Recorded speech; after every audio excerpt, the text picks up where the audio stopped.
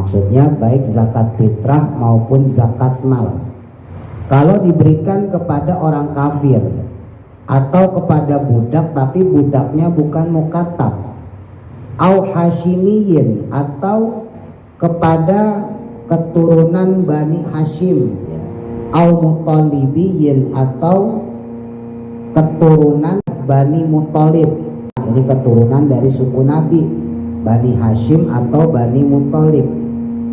Au maula atau kepada budak lahuma milik keduanya, budak tapi milik keturunan Bani Hashim atau Bani Muthalib. Maka yang demikian lam yaqo, tidaklah terjatuh, maksudnya tidak sah ani zakati dari zakat tersebut, maka zakatnya nggak sah. Yang dimaksud orang kaya itu man adalah orang lahu yang memiliki dia kifayatu sanatin, kecukupan biaya hidup selama 1 tahun, awil kasbu atau punya pekerjaan, al halalu yang halal, al-laiku yang pantas. Tuh. Jadi simpel kalau menurut fikih. Siapa sih orang kaya? Apa yang harus punya motor 5? Apa yang harus punya mobil 10? Punya kontrakan? Enggak. Yang dia kebutuhannya tercukupi selama 1 tahun. Jadi tabungan dia itu bisa mencukupi selama 1 tahun untuk makan. Itu sudah termasuk orang kaya. Misal kita pakai yang minim aja, orang makan sehari misalnya 50.000 kali 1 tahun, berarti orang itu butuh 18 juta. Ini relatif Bapak Ibu. Bapak Ibu punya duit 18 juta di tabungan, hitungannya orang kaya. Dan secara dasar anak itu nggak boleh ngasih zakat pada orang tua walaupun statusnya miskin. Tapi andai kata orang tua tersebut yang diberikan zakat bukan merupakan bagian nafkahnya, itu diperbolehkan. Dan ini berlaku juga untuk kerabat lain. Bapak Ibu punya adik, punya kakak, itu secara hukum asal adik kita, kakak kita itu termasuk orang yang wajib kita nafkahi. Tapi untuk lebih aman sebaiknya jangan. Dan kayaknya kurang pantas, kurang etis kalau kita ngasih ke keluarga kandung. Kesannya kayak meremehkan ya. Jadi kalau kita mau ngasih duit, ya udah kasih duit aja sebagai hadiah atau sodako. Adapun zakat kita bisa kita kasih ke sepupu, misalnya kita kasih ke bule, bude, pakde, pakle, bibi, mamang yang tidak ada hubungan darah secara langsung kepada kita. Ya itu lebih aman. Allah Tuhan kami, Muhammad Nabi kami, Islam agama kami, Darul Muqimin jalan juang kami. Allah Tuhan kami, Muhammad Nabi kami, Islam agama kami, Darul Muqimin jalan juang kami. Darul Muqimin mahaduna, Darul Muqimin malik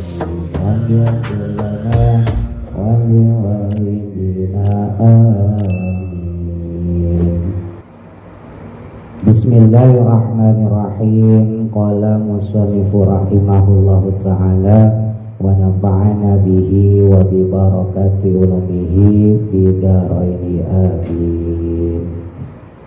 Walau a'toha, dan jika memberikannya, ayiz zakata, maksudnya memberikan zakat, walawil fitrata, walaupun bentuknya zakat fitrah, maksudnya baik zakat fitrah maupun zakat mal, diberikan li kafirin kepada orang yang kafir, auman atau kepada orang bihi yang dengannya rikun ada status budak, walau muba'adon, walaupun budak muba'ad, goira mukatabin, bukan budak mukatab. Kalau diberikan kepada orang kafir atau kepada budak tapi budaknya bukan mukatab, au hashimiyin atau kepada keturunan Bani Hashim, zuriyahnya Nabi, ya. Au Muttalibiyin, atau keturunan atau zuriyah Bani Muttalib, sama, ini keturunan dari suku Nabi, Bani Hashim atau Bani Muttalib. Au maula, atau kepada budak, lahuma, milik keduanya, budak tapi milik, ya, keturunan Bani Hashim atau Bani Muttalib. Maka yang demikian lam yaqo, tidaklah terjatuh, maksudnya tidak sah, ani zakati, dari zakat tersebut. Maka zakatnya nggak sah. Kenapa? Li'anna syartol akhidi, karena sesungguhnya persyaratan dari penerimaan zakat yaitu al-islamu, pertama Islam, watamamul huriyati, dan yang kedua yaitu sempurnanya merdeka. Tadi disebutin, andai kata ada orang memberikan zakat kepada orang kafir, nggak sah. Atau diberikan kepada budak yang bukan mukatab. Nah, kalau budak mukatab itu kan dia separoh merdeka, separoh masih budak, berarti nggak sempurna budaknya, maka nggak sah. Demikian pula dengan wa'adamu kaunihi, ketiadaan keberadaannya, Hashimiyan, itu keturunan Bani Hashim, wala Muttalibiyan, ataupun Bani Muttalib, zuriyah Nabi Muhammad sallallahu alaihi wasallam. Wa inin koto'a, walaupun terputus, anhum, bagi mereka, bagi Bani Hashim atau Bani Muttalib, zuriyah kanjeng Nabi, khumusul khumusi, 1/5 atau 5%, maksudnya dari sisi gonimah, ya. Walaupun kalau untuk gonimah itu harta rampasan perang, nanti insya Allah kita pelajarin di bawahnya tambahan dari bab zakat ini. Keturunan Nabi atau zuriyah Nabi itu mendapatkan bagian 5% dari harta rampasan perang. Tapi kalau untuk zakat nggak boleh. Bani Muttalib atau Bani Hashim tidak boleh diberikan zakat. Li khobarin, karena adanya khobar itu nama lain dari hadis, ya. Inna hadhihi shadaqati, sesungguhnya sodakoh ini, Ayat zakati, maksudnya adalah zakat ini dibaca pakai waw juga boleh, zakawati, atau dibaca tanpa waw, zakati, zakat ini sama aja. Innama hiya, hanya saja dia adalah ausahun nasi, adalah kotorannya manusia. Wa innaha, dan sesungguhnya zakat itu la tahillu, tidaklah halal atau tidak boleh, li Muhammadin, untuk Muhammad, maksudnya kanjeng Nabi, wala li alihi, dan juga tidak halal atau tidak boleh untuk keluarganya. Jadi andai kata ada orang dia keturunan zuriyah Nabi, ya, keturunan habaib, maka orang tersebut tidak boleh diberikan zakat, ya. Nerima hadiah boleh, tapi kagak boleh nerima zakat. Kalau diterima tuh zakat, maka kita perlu curiga. Satu, jangan-jangan dia bukan habaib, bukan zuriyah Nabi, atau yang kedua emangnya bodoh. Jadi kalau seandainya Bapak Ibu mungkin ada kenalan habaib, termasuk kalau yang perempuan ya syarifah, ya, itu nggak boleh kita kasih zakat, karena Nabi bilang zakat itu ibarat kotoran.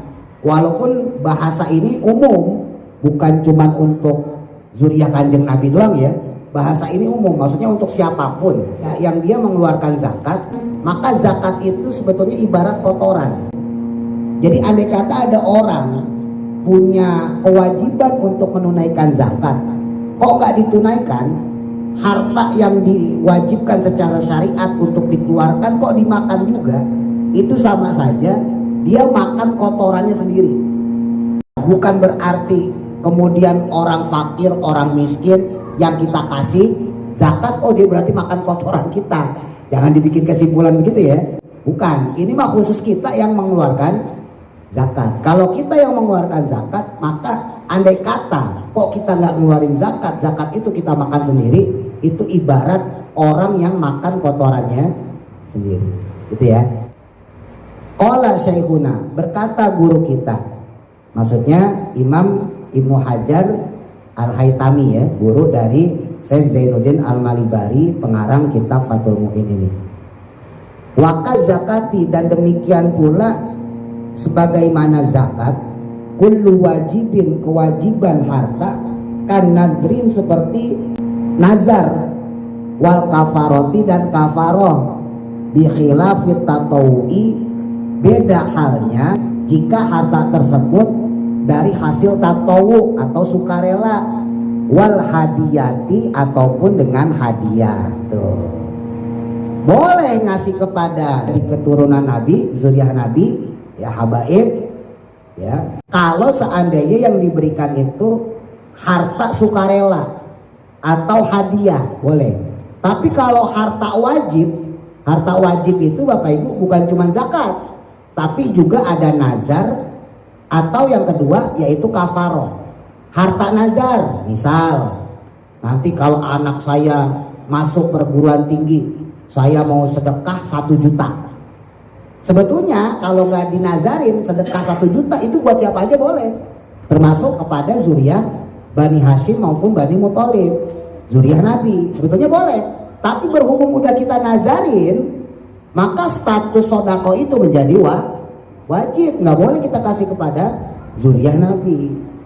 Atau kafaroh, ya, kafaroh itu juga wajib. Kafaroh sumpah misalnya, itu memberikan makan kepada 10 orang miskin. Kalau kafarohnya hubungan badan di bulan Ramadan ketika sedang puasa, bukan malam harinya, di pagi hari atau siang hari, pokoknya pas lagi puasa, itu kafarohnya ngasih makan 60 orang miskin. Nah itu juga sama, kafaroh juga nggak boleh diberikan kepada zuriyah Kanjeng Nabi. Jadi untuk harta wajib secara khusus nggak boleh diberikan kepada keturunan Nabi, baik berupa zakat maupun harta nazar tadi ya, atau yang ketiga yaitu kafaroh. Ya. Terus nggak boleh juga diberikan atau tidak sah zakat itu diberikan auginan kepada orang yang kaya. Siapa sih yang orang kaya? Nah ini dengerin nih, yang merasa miskin.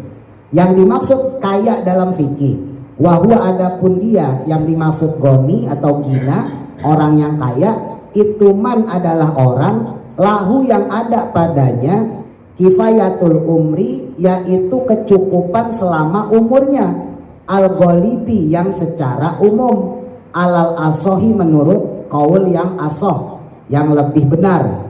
Wakilah, dan dikatakan oleh ulama yang lain, yang dimaksud orang kaya ituman adalah orang lahu yang ada atau yang memiliki dia kifayatu sanatin, kecukupan biaya hidup selama 1 tahun, awil kasbu, atau punya pekerjaan, al halalu yang halal, al laiku yang pantas. Tuh. Jadi simpel kalau menurut fikih. Siapa sih orang kaya? Apa yang harus punya motor 5? Apa yang harus punya mobil 10? Punya kontrakan? Enggak. Yang dia punya kecukupan kifayatu sanah, kebutuhannya tercukupi selama 1 tahun. Jadi tabungan dia itu bisa mencukupi selama 1 tahun untuk makan. Itu sudah termasuk orang kaya. Misal kita pakai yang minim aja, orang makan sehari misalnya seliter sekeluarga ya, katakan sekeluarga seliter, walaupun nggak mungkin juga, kecuali keluarganya banyak ya. Biasanya kan orang masak secangkir, paling banyak 1/2 liter paling ya. Taruhlah keluarganya banyak, makan seliter. Terus untuk lauk pauknya katakan tempe, tahu, sambal, ini relatif ya, yang murah-murah aja, itu katakan habis misalnya 25.000 atau 30.000, kita genepin deh 50.000. Berarti orang itu butuh biaya dalam sehari 50.000. 50.000 kali sebulan 30 hari berapa? 1.500.000 kali 1 tahun 18 juta. Kok duit cepet ya? Jadi kok tambah-tambah cepet, kok bagi-bagian pusing. 18 juta ya. Nah, orang yang punya duit 18 juta, ini relatif Bapak Ibu, itu hitungannya orang kaya. Bapak Ibu punya duit 18 juta di tabungan, itu orang kaya. Bentuknya nggak mesti duit. Motor misalnya, motor harga 5 juta, punya motor 2 udah berapa ya? 10 juta. Jadi ukurannya itu gampang sebetulnya. Orang kok punya duit 18 juta, ini sekali lagi relatif ya, pakai ukuran yang enak loh itu. Sebetulnya kalau pakai pendapat Imam Ghazali lebih saklek lagi malah. Yang penting bisa makan. Ini untuk kita Fathul Mu'in rada entengan nih, ya, agak dinaikin, ya, kebutuhannya selama setahun, yang mana mencukupi biaya makan dia. Kalau Imam Ghazali yang penting bahasa kita beras doang. Ya, kalau kayak gini kan mama suka protes. Kemarin mama tuh saya keterangin kayak gitu protes deh. Makan nasi doang, masa makan nasi doang Pak? Orang lagi nerangin pikir. Jadi pengennya tuh pakai lauk, pakai sambal. Ya iya, ini kan kita nerangin orang miskin. Masa orang miskin makannya pakai sambal ati, gitu? Masa orang miskin makan daging kan gitu ya? Ini nerangin orang miskin. Orang miskin makan itu apa sih? Paling nasi doang. Bahkan mungkin di antara bapak-bapak termasuk saya nih, itu sering makan nasi putih, terus pakai garam, pakai minyak bekas goreng ikan asin itu. Lah itu aja udah enak itu, ya. Nggak usah orang miskin, maksudnya kita aja suka makan kayak gitu. Itu butuh berapa sih biayanya ibaratnya gitu? Sehari paling sekeluarga butuh cuma 10.000 20.000 kalau untuk bertahan hidup. Ya. Yang bikin mahal itu kan karena kebanyakan kepengenan. Masa nasi doang Pak? Kan gitu. Ya mesti ada tahu tempe lah. Akhirnya di atas nasi ada tahu tempe. Masa tahu tempe doang sih Pak? Ada sambalnya lah. Akhirnya pakai sambal. Masa sambal tok Pak nggak ada sayurnya? Akhirnya pakai sayur sop. Masa sayur sop doang nggak ada ayamnya? Pakai ayam. Itu kan kepengenan, bukan kebutuhan. Kalau kebutuhan kita itu sebetulnya cuma nasi doang sepiring. Ya, kebutuhan kita sendiri aslinya cuma nasi yang sepiring. Nah itu kalau dikalkulasi, bahasa gampangnya secara normal lah gitu ya. Itu orang punya duit setahun 10 juta atau tadi kalau mau dilebihin 18 juta itu termasuk orang kaya. Memberikan zakat kepada orang seperti itu kagak sah. Kalau kategorinya sebagai orang miskin. Adapun seandainya dia masuk kategori Ibnu Sabil karena dia di dalam perjalanan, itu lain lagi, itu boleh. Atau dia masuk fisabilillah menurut kategori yang modern ya, berjuang di dalam dakwah. Ya kalau kategori yang ulama salaf kan berjuang di medan perang, angkat senjata. Nah, kalau pakai pendapat ulama modern kan asal dia dakwah, mau dia tukang ajan kayak tukang imam, marbot, nah itu termasuk orang yang fisabilillah. Walaupun dia punya harta segitu dia dapat. Tapi kalau dia dikategorikan miskin, maka kan nggak bisa dikasih zakat, gitu ya. Au makfiyin, ataupun orang yang dicukupi. Nah, nggak boleh juga memberikan zakat kepada orang yang dicukupi binafaqati qaribin, dengan nafkah orang yang menjadi kerabatnya, min aslin, baik secara asal, maksudnya antara anak kepada orang tua, au far'in, atau keturunan. Bapak ibu punya adik, punya kakak, karena itu merupakan tanggung jawab ya. Nggak sah zakatnya andai kata seorang anak memberikan zakat pada orang tua, atau sebaliknya orang tua memberikan zakat kepada anaknya. Au zaujin, atau kepada suami, istrinya memberikan zakat kepada suaminya. Nah, itu juga nggak sah ya secara fikih. Nah ini ada pengecualian. Bi khilafil muqfa, beda halnya dengan orang yang dicukupi binafaqati mutabarroin, dengan nafkah secara sukarela. Ya, kalau secara sukarela maka itu dihukumi sah. Gampangnya gini, ada orang tua miskin, anaknya miskin, sama-sama miskin. Orang tuanya ini gak jadi tanggungan dia, gak pernah dikasih beras, gak pernah dikasih duit. Tiba-tiba anaknya ini ada yang ngasih zakat dan kebetulan lebih, maka si anak boleh memberikan kepada orang tua. Karena selama itu anak itu gak pernah memberikan nafkah kepada orang tua. Tapi kalau selama itu anak selalu memberikan nafkah pada orang tua, walaupun mungkin duitnya gak seberapa, walaupun mungkin berasnya nggak seberapa, maka si orang tua nggak boleh diberikan zakat. Paham nggak maksudnya? Paham ya? Jadi secara dasar anak itu nggak boleh ngasih zakat pada orang tua, walaupun statusnya miskin, ya secara dasar. Tapi andai kata orang tua tersebut yang diberikan zakat bukan merupakan bagian nafkahnya, itu diperbolehkan. Dan ini berlaku juga untuk kerabat lain.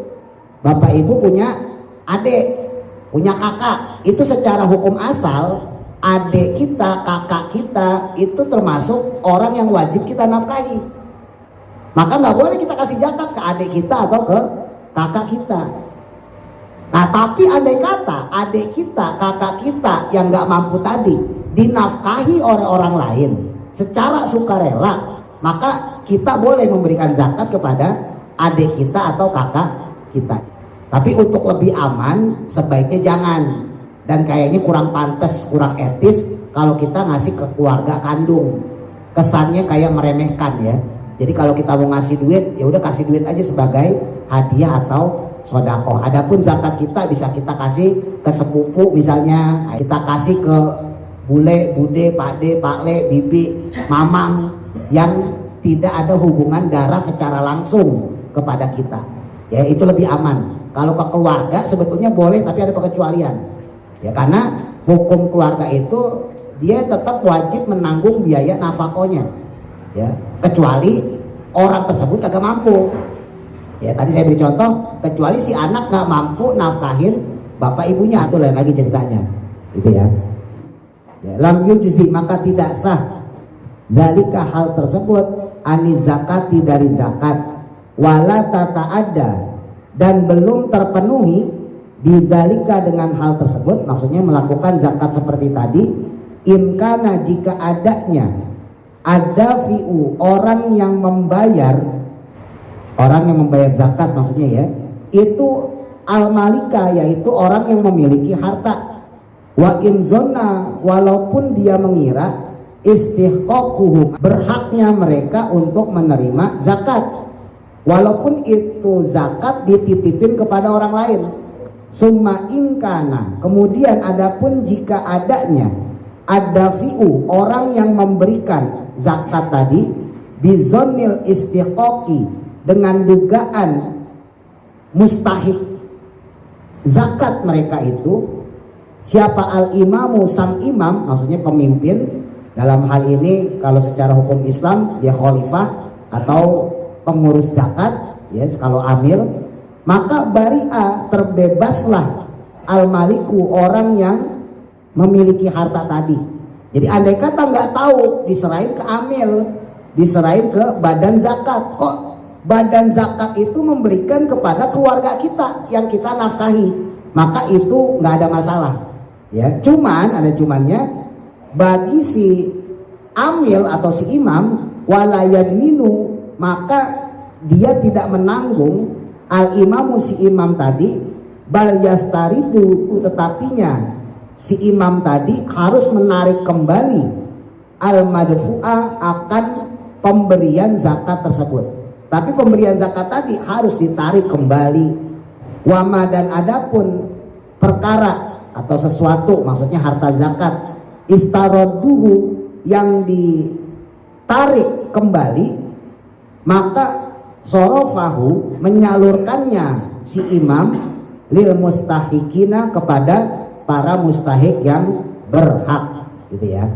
Nah jadi gampangnya, andai kata ada satu komunitas yang kemudian zakat itu dititipkan kepadanya, kok dikembalikan kepada keluarga, maka hukum zakatnya itu orangnya sendiri sah, tapi orang yang mengelola zakat harus menarik kembali, mengambil kembali, karena orang tersebut adalah tanggungan dari bagian orang yang berzakat. Maka itu zakat harus ditarik kembali, diberikan kepada mustahik lain. Paham ya? Amaman, adapun orang lam yaktafi, yang mana dia belum tercukupi binafakoti, dengan nafakoh atau kebutuhan nafkahnya, al wajibati, yang wajib, lahu baginya, an zaujin, baik dari suami, au qoribin, atau kerabat, fayutihi maka boleh memberikan zakat kepadanya al-munfiku orang yang menafkahinya wa ghairuhu dan selainnya hatta bil fakri sehingga dengan status kefakirannya. Nah terus selanjutnya boleh memberikan zakat dalam hal ini istri ya kepada suami atau kerabat yang wajib memberikan nafkah tapi dia tidak mampu. Jadi gampangnya ada seorang suami dia gak mampu menafkahi istrinya. Lah istrinya dapat duit, maka si istri boleh memberikan zakatnya kepada suami. Ya. Kan kalau pakai hukum suami yang menafkahi istri. Nah, istrinya punya duit, maka si istri boleh memberikan zakat kepada suami kalau si suami itu nggak pernah memberikan nafkah karena kemiskinannya.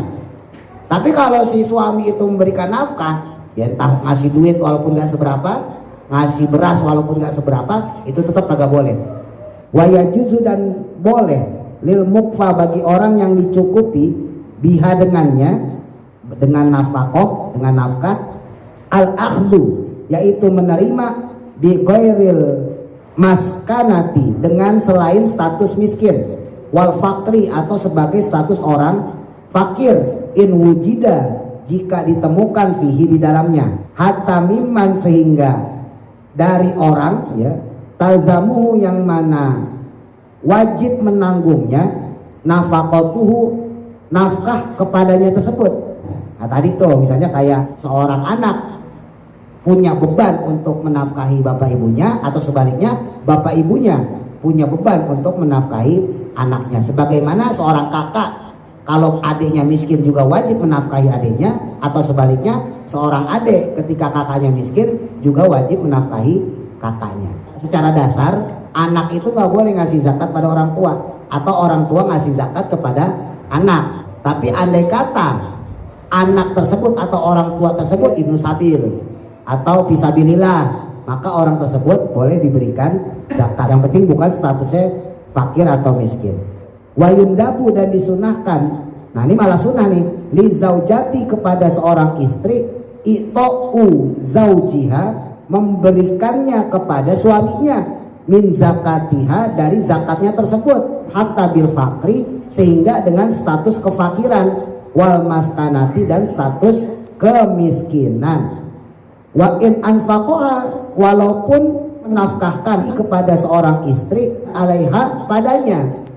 Qala maka berkata Syekhuna guru kita Imam Ibnu Hajar Al-Haytami walladzi yazharu adapun yang jelas anna qaribahu sesungguhnya kerabatnya al-musir yang kaya lawim tanaa ketika dia enggan minal infaki dari memberikan nafkah alaihi kepadanya kepada kerabat yang miskin baik kakak atau adik misalnya gitu ya wa ajaza tapi dia tidak mampu anhu darinya bil hakimi untuk mengadu kepada hakim sementara kerabatnya itu orang kaya di mana orang kaya itu wajib memberikan nafkah padanya si orang miskin ini nggak mampu untuk mengadu kepada hakim maka utia boleh dikasih hina idin dalam hal ini litahkuki fakrihi karena telah jelas kefakirannya au maskanatihi atau kemiskinannya al-an sekarang itu.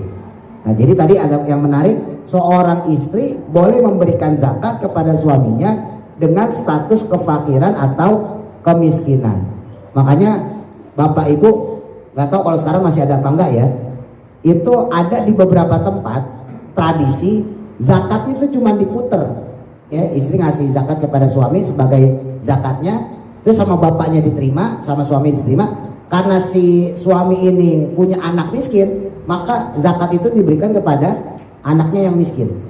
Ada lagi zakat yang muter tuh antar keluarga, jadi antar tempat ya. Jadi si A orang miskin, tetangganya miskin, maka ketika si A ini dapat zakat dari orang kaya, maka dia memberikan kepada tetangganya yang miskin itu.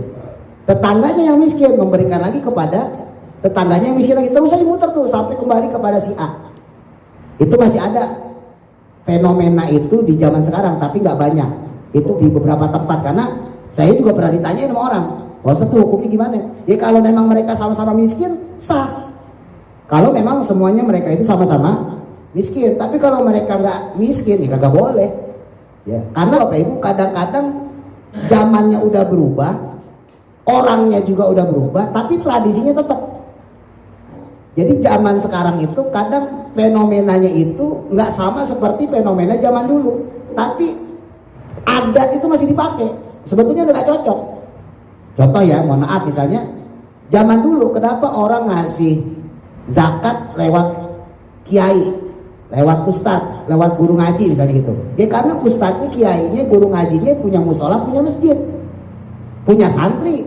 Dia tahu mana santri yang miskin, mana bapak ibu orang tua wali yang kurang mampu misalnya, mana yang duafa, diapal. Ke musola, ke masjid gitu ya. Nah sekarang itu musola masjid itu beda sama zaman dulu. Musola masjid zaman dulu itu ada kiainya, ada ustadznya, ada guru ngajinya. Coba bapak ibu ingat-ingat zaman dulu. Namanya musola, namanya masjid itu ada kiainya, ada ustadznya, ada guru ngajinya. Ya dia tinggal di situ, ya dia ngurusin musola di situ, di masjid itu. Tapi kalau sekarang fenomenanya nggak begitu. Ada yang musola punya guru ngaji, punya ustadz, punya kiai gampangnya. Di sisi lain ada yang musola tuh jangankan ustadz guru ngaji, nyari imam aja susah. Imam dorong-dorongan. Nah itu fenomena zaman sekarang. Ya. Contoh lagi misalnya ketika yasinan tahlilan. Zaman dulu kan Bapak Ibu suka dapat beras tuh. Awalnya tuh berasnya beras fidyah gitu. Kenapa beras fidyah? Karena si orang yang meninggal ini belum sempat bayar puasa, digantilah sama fidyah. Sebetulnya bukan puasa doang, sholat juga harus diganti sama fidyah.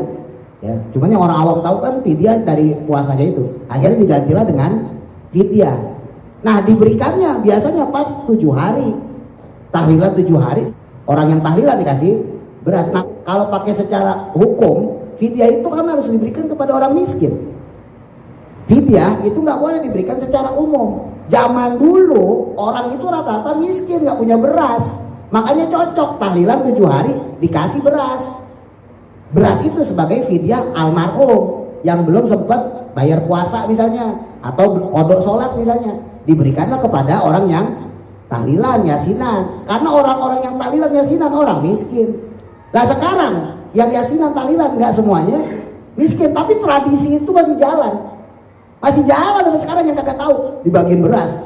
Saya nanya nih, beras apaan pak? Fidyah. Bapak saya kemarin meninggal, fidyah. Lah saya mah orang miskin. Kalau zakat masih penting lah, berarti saya bisa pilih lah. Lah kalau fidyah itu cuma boleh buat orang miskin, kagak boleh buat ibu sabil, fisabilillah, kagak boleh. Emang zakat. Kalau fidyah hanya untuk orang fakir atau miskin. Nah itu tuh tradisi kayak gitu. Tradisinya jalan, tapi fenomenanya udah berbeda. Zaman dulu orangnya miskin, dikasih beras untuk fidyah ya wajar. Ya sekarang orangnya rata-rata bukan orang miskin, tapi tetap tradisinya jalan, dikasih fidyah. Gitu ya. Nah, jadi hati-hati untuk masalah harta itu pengelolaannya nggak sembarangan. Nah itulah butuhnya ngaji. Ya. Faidatun wallahu a'lam. Mudah-mudahan manfaat. Al-Fatihah. A'udzu billahi minasyaitonir rajim. Bismillahirrahmanirrahim. Alhamdulillahi rabbil alamin.